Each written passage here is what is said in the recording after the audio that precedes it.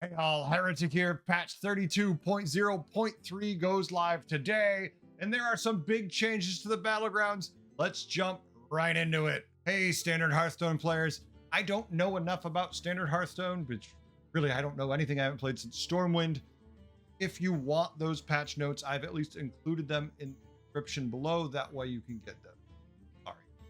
The first thing we're going to be diving into is a dev comment, and that is this. This is expected to be our last major balance adjustment to Battlegrounds before the next season.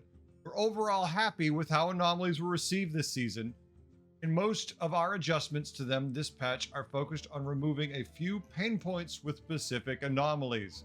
On the minion side, our aim to this patch is to lower the power of demons and Naga, buff dragons, and mechs. We've also decided to remove Captain Bone Render. Spoilers! From the minion pool early for sentiment reasons. Keep an eye out. We'll be sharing news about the next Battleground season soon. Trademark, I don't know when that soon is going to be, but soon. Now we're going to dive into some Anomaly pool updates. Prudence of Amethyst has been removed from the Anomaly pool, and I gotta say, I'm a little disappointed.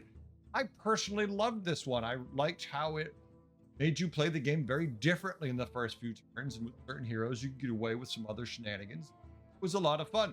I understand though, having looked at how most people played it, is they didn't. Most players simply ignored this and were just playing a normal game and going, I don't know what to do with this. So I guess maybe they dropped it because either people didn't like it or because they really just weren't doing it. Next, we got Secrets of Norganon and Cosmic Duality now appear less often.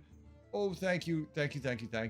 I see both these way too much, to the point where like Cosmic Duality feels like if I play 10 games, 7 out of 10 last, with the other 2 being secrets.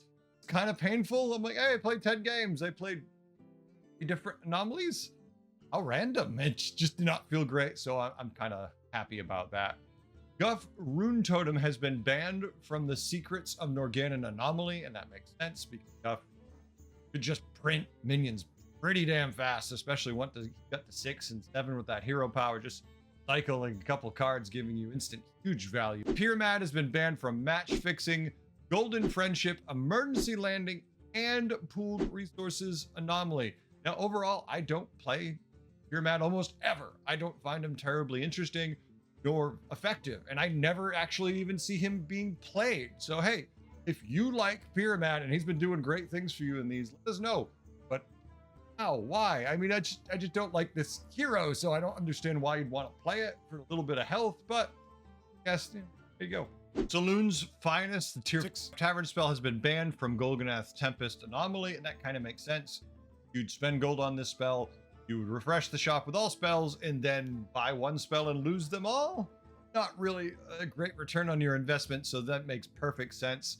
The following heroes have been banned from being the second hero power option with the Cosmic Duality Anomaly: Lord Jaraxxus, Overlord Sourfang, the Jailer, Professor Putricide, Ragnaros, Avish Stormpike, Carriel Rome, Syndragosa, Maleficent Manastorm, Vander Stormpike, Rakara, and Sylvanas Windrunner. I mean, the common theme I see there with all of them are they're terrible heroes with incredibly high armor. So yeah, you almost never want to pick them for your second power because it really wouldn't make sense. Some anomalies being updated. Anomalous Evidence, old at the start of your turn, choose from 2 new quest rewards, to new at the start of your turn, choose from 2 new quest rewards, unlocks on turn 4. I think that's important because some of the quest rewards are silly. And if I get to choose from 2 things that are relatively minor and you get to choose from something that gives you, say, I don't know, a tier 6 minion or something like that, just going to be a wildly different game for the 2 of us. You are going to probably destroy the lobby. I am going to get 7th, 8th place and regret having queued for a game. So at least this way it pushes that a little later, so it won't start the snowball against the person who low rolls quite so early. You're still going to have a trouble, but at least you have a little, you're on a slightly even, I mean, slightly more even footing, but not really. It's still pretty bad, but at least it's not from turn 1 onward. Anomalous Wisdom Ball, old, you occasionally get helpful refreshes, unlocks on turn 6, to New, you occasionally get helpful refreshes unlocks on turn 5. Considering the random nature of Wisdom Ball, I'm kind of okay with that. But just like Anomalous Evidence, sometimes Wisdom Ball rolls silly and it's like, hey, here's some tier 7 stuff. And getting that on turn 6 or 5 is going to be equally bad. Kind of wish it wouldn't do that super early. I mean, it's great when it happens to you. Not great when someone else gets it and uses it against you. Then it's kind of like, oh, I hate that. Scout's Honor. Old, start with a Patient Scout and play. New, start with a Golden Patient Scout and play. And that is a lot more fun. This is kind of a very generic anomaly. Okay, you get a Patient Scout. No, that means you're gonna get a tier 6. Yeah, hopefully it's useful and not just junk. Now you get 2. Of course, yeah, the person who gets 2 tier 6 minions that synergize, that are powerful, are going to destroy the person who gets 2, decent tier 6s, but not synergistic at all, and you're just sitting there going, crap. But that's always going to be the thing with high rolls like that. There's nothing you can do about it. And with much of the same idea, Instant Warband has been changed from old, start with 3 different tier 1 minions in hand, to now new, start with 3 different tier 2 minions in. Now, obviously the value there is you're getting a higher quality minion there because they're tier 2. So hopefully you'll get something decent out of that to make it work. Hey, maybe we'll get Patient Scouts and it can feel like you're playing Scout's Honor. They won't be gold, but hey, at least you've got that and other tier 2 minions. Just what happens when someone gets 3 Patient Scouts and they get a golden Patient Scout on turn 1 and a tier 2 triple that's also a Patient Scout, and damn it, never mind. The high rolls are still there. There's still potential for silliness. We have some armor updates, only a couple, so I'll actually cover them, and that is the following heroes have less armor, and that is Queen Ashara. Now has 10 armor and 7 armor in duos. The following heroes now have more armor. Galakron now has 16 armor and 13 armor in duos, with Galewind having 8 armor and 5 armor in duos, with a Zarella now having 10 armor in duos. Not too dramatic a shift there, all things that kind of make sense. Now we have some minion pool updates. First, the following minions have been removed from the minion pool: Cyborg's Drake, Captain Bone Render, and Pilgrim.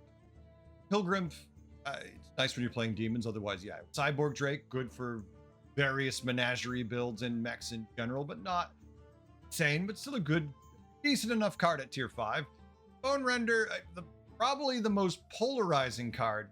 Now, I know from people I've talked to in the know, Bone Render isn't actually that good, they say. They say, well, no, it just feels like it's really good. The data says it actually doesn't work that well. The problem is the feeling of how it works. The problem is that when people watch truly high-level players play with it, it destroys everything and it looks insane. That makes me kind of think it's broken. You just have to be incredibly good with it to make it work consistently, recognize those patterns where it is.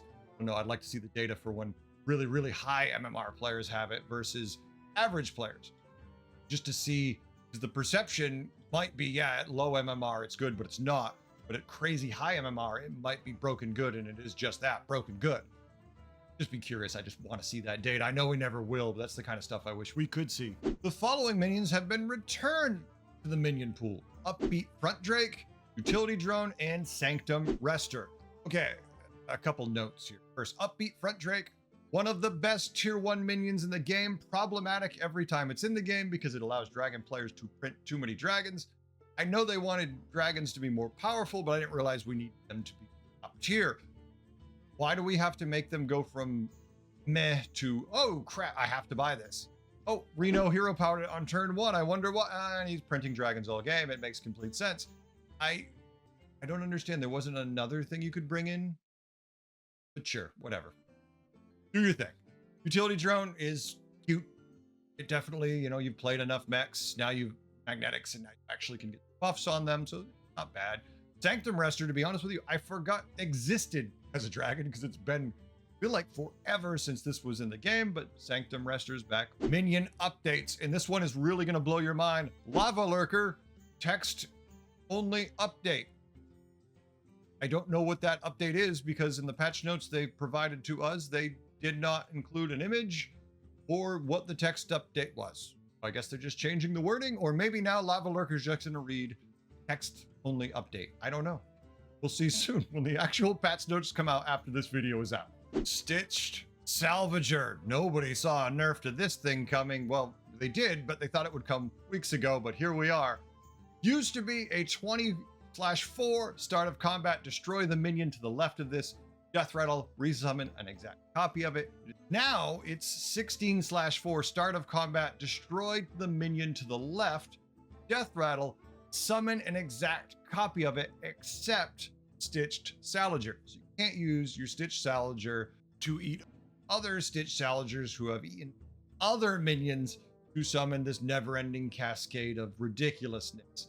My only question is, why did it take this long to fix this card, which at least seems to be a clear problem in the games I see it, but once again, we don't see the data. They don't tell us any of the data, so how do we actually know what's broken and what's good other than perception?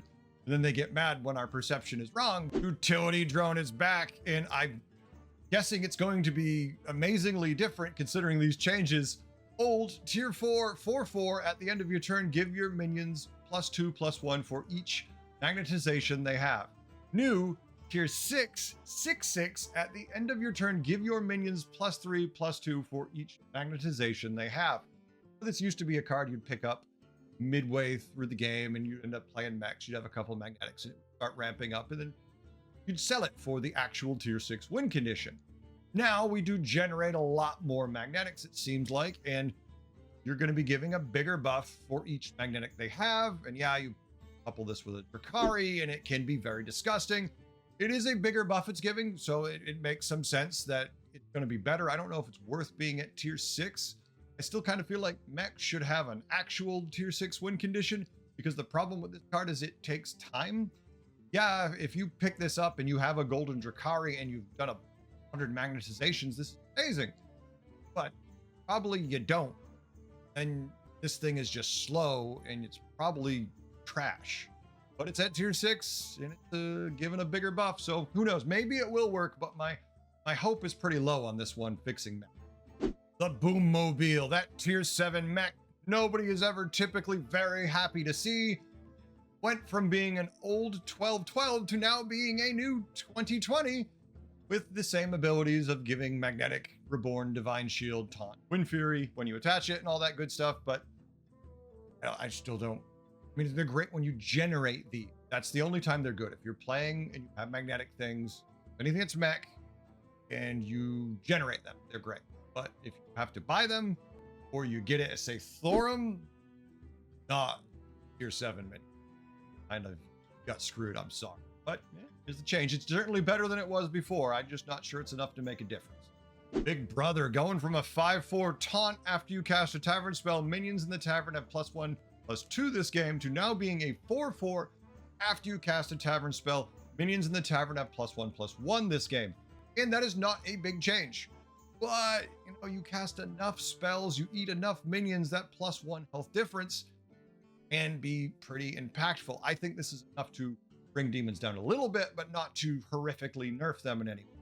I think they'll still be very viable, but I think they'll noticeably have a little less health, and that's going to make a big difference in the long run on their overall win rate. Fireworks Fanatic used to be a 4/4. Whenever you get a minion you already have, give your minions +1/+1. New 5/5. Whenever you get a minion you already have, give your minions +2/+2. This poor card, the couple times I have tried to make it work, say using a brand and a lot of generation of minions, still was haphazard at best. I understand a tier 4 card shouldn't typically be a win condition, but it should at least give some decent stats consistently. If that's its only job, is to give some stats here and there. This just doesn't give enough for me, but maybe this makes the difference. Maybe now that it's doubling of the stats it gives, so that's gotta be something significant. But now we actually have to get people to try to make it work. Hide Mistress Athissa goes from being a 2/6 to whenever you cast a spell, give your Naga +1/+1, now being a 6/7. Whenever you cast a spell, give 4 friendly Naga +1/+1. It's still pretty good, but yeah, if you're running 7 Naga now, you've just lost pretty significant buff. Well, maybe run less Naga. Make sure those buffs can get zeroed in on the minions you need. Put a brand in there to generate more spells. It still works just fine. It does nerf it. There's no doubt about that, but I think this isn't a horrifically dramatic nerf to it. Just a small one, but that's fine. Make Naga just a little less effective. Works for me. And the Sanctum Rester used to be a 5/5 start of combat, give your dragons plus 8 health. Now is a 2/5 start of combat, give your dragons plus 10 attack. And 5. That start of combat buff 10 attacks, pretty good. Dragons typically don't have an issue getting attack though. It's usually health they're suffering from, but maybe this will actually do it now, considering how dragons have changed so dramatically from when this minion was in the pool. We'll see. Prize Promo Drake goes from being a 3/3 start of combat, give your other dragons +3/+3, to now being a 2/2 start of combat, give your dragons +3/+3. And that is a significant difference. Yeah, they lost 1/1 in stats, but now they buff themselves. And they don't normally. So that is a big difference. Now you can actually keep this on your board. You could actually get stats on this to stay. Mithrax the Unraveler goes from being a 2/1 at the end of your turn, gain +2/+1 for each different friendly minion type, to now being a 2/2 at the end of your turn, gain +2/+2 for each different friendly minion type. Not a massive difference. One more health permanently, one more health for every different type. Hopefully it makes Mithrax a little better. I typically don't board for long. Even when they're got early, they kind of fall off pretty fast. And I'm not sure it's still going to work, but maybe this does it for it. Hey, Arena players, we have a small thing for you. The Arena draft rates have been adjusted so that the following cards appear less frequently: Spirit Gather, Aspects Embrace, Fleeing Treant in Mage, Priest, Shaman, and Rite of Atrocity. Haven't played Arena in ages, but there you go. Changes. Bug fixes. Nothing for the Battlegrounds. Nothing we're worried about at all. Everything's working great. Don't worry about it. Dancing minions aside and a few other dozen things, it's all good. I'm hyperbole. There's only a couple things really annoying in the bug department, but for the most part, I feel like everything is in a decent place when it comes to bugs for Battlegrounds, dancing minions aside. So what do you think? Do you like this patch? Do you think this gets things where about you'd like them towards the end?